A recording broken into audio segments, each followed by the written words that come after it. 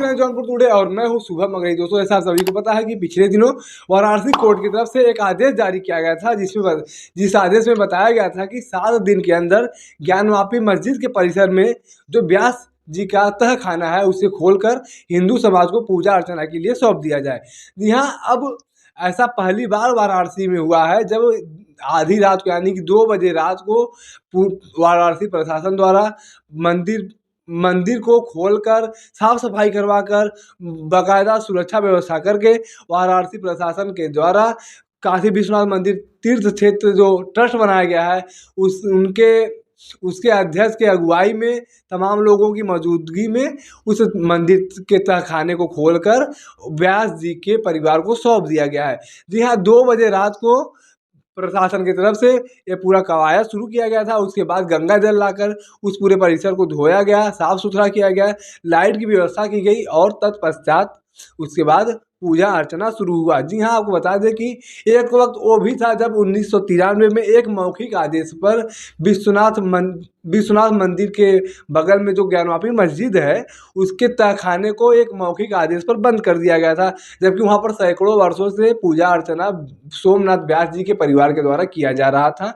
लेकिन मुलायम सिंह यादव की तत्कालीन सरकार ने एक मौखिक आदेश पर वाराणसी प्रशासन से कहकर उस तहखाने को बंद करवा दिया था। और एक आज भी सरकार है जिस सरकार ने तुरंत एक्शन लेते हुए आधी रात को मंदिर का दरवाज़ा खुलवाया और साफ सफाई का व्यवस्था करवाकर लाइट बिजली का व्यवस्था करवाकर सुरक्षा कर्मी को तैनात कर दिया है। ये सकते हैं कि एक वोट की कीमत क्या होती है। एक वक्त एक सरकार वो थी जिसने एक तबके को खुश करने के लिए आपके मंदिर सैकड़ों वर्ष पुरानी मंदिर के तहखाने को बंद करवाकर पूजा अर्चना को बंद करवा दिया था।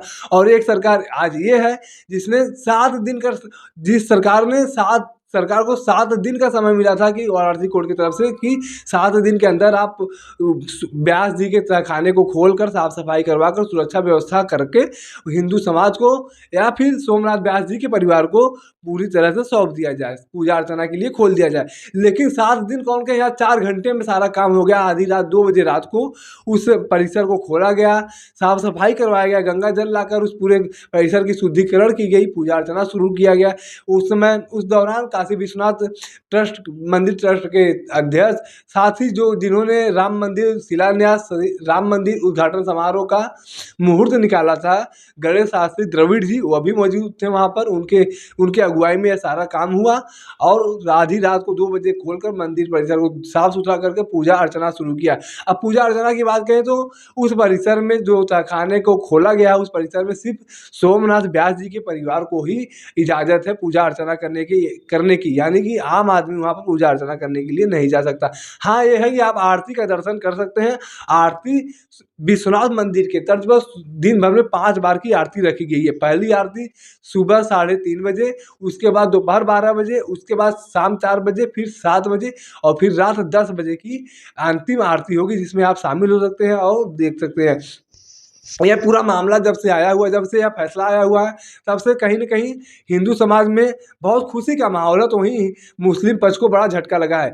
इस फैसले के चुनौती देते हुए मुस्लिम समाज ने हाई कोर्ट छोड़कर बल्कि सुप्रीम कोर्ट में चले गए थे फैसले को चुनौती देने के लिए। तो वहाँ पर सुप्रीम कोर्ट ने भी मुस्लिम समाज को बड़ा झटका दिया और कहा कि पहले आप हाई कोर्ट जाइए। अब इंतजामिया कमेटी जिसने सुप्रीम कोर्ट में यह वाद दाखिल किया था, उन्हें अब हाई कोर्ट जाना होगा। हाई कोर्ट में जो सुनवाई होगा उसके बाद ही कुछ क्लियर होगा। लेकिन जिला न्यायालय के द्वारा जो भी किया गया है उसके लिए उसके हिसाब से वाराणसी प्रशासन ने सुरक्षा व्यवस्था करके और तहखाने को खोलकर पूजा अर्चना शुरू करने की इजाज़त दे दी है। अब आपको यह बताते चले कि वाराणसी में जो अन्य विवादित क्षेत्र हैं जैसे ज्ञानवापी मस्जिद का और काशी विश्वनाथ मंदिर का मंदिर बना मस्जिद का, इस केस को भी बहुत ज़्यादा फायदा होगा, क्योंकि एसआई रिपोर्ट ने भी साफ कर दिया है कि जिस स्थान पर मौजूदा टाइम पे मस्जिद है उस मस्जिद में मस्जिद से पहले इसका 10 गुना बड़ा मंदिर हुआ करता था। यह एसआई की रिपोर्ट में है और तमाम तरह के सबूत भी मिले हैं, जैसे तमाम तरह गणेश जी का, हनुमान जी का विग्रह मिला हुआ है, कमल का फूल मिला हुआ, कलश मिला हुआ, त्रिशूल के निशान है, ओम के निशान है, स्वास्तिक के निशान है। तो वहीं हिंदू धर्म से संबंधित अलग अलग वाक्य अलग अलग दीवारों पर लिखे गए हैं। पिलर्स मौजूद है, शिवलिंग मौजूद है। तो यह सब कुछ देखते हुए अब कहीं न कहीं जो हिंदू पक्ष का केस है वह कहीं न कहीं और ज़्यादा मजबूत होता हुआ दिख रहा है। तो वहीं मुस्लिम पक्ष को लगातार एक के बाद एक झटका लग रहा है। पहले तो सेशन कोर्ट जो न्यायालय है, जिला न्यायालय वाराणसी का, उस कोर्ट ने एसआई रिपोर्ट दाखिल करवा कर सबको यह बता दिया है कि हाँ, यह चीज़ है। एसआई रिपोर्ट में पूरा साफ साफ हो गया है कि वहाँ पर मंदिर इसके पहले था। अब एक केस में 31 साल पहले का केस जो था उसमें वाराणसी कोर्ट द्वारा यह साबित कर दिया गया कि आदेश दे दिया गया कि उस तहखाने को खोलकर पूजा अर्चना शुरू की जाए।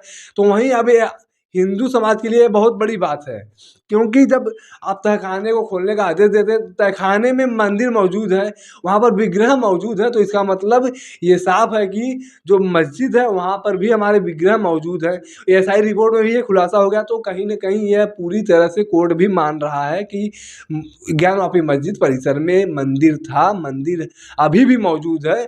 आगे आगे क्या कुछ होता है वह देखना दिलचस्प होगा। बाकी आप लोगों को कैसी लगी ये जानकारी कमेंट करके ज़रूर बताएँ।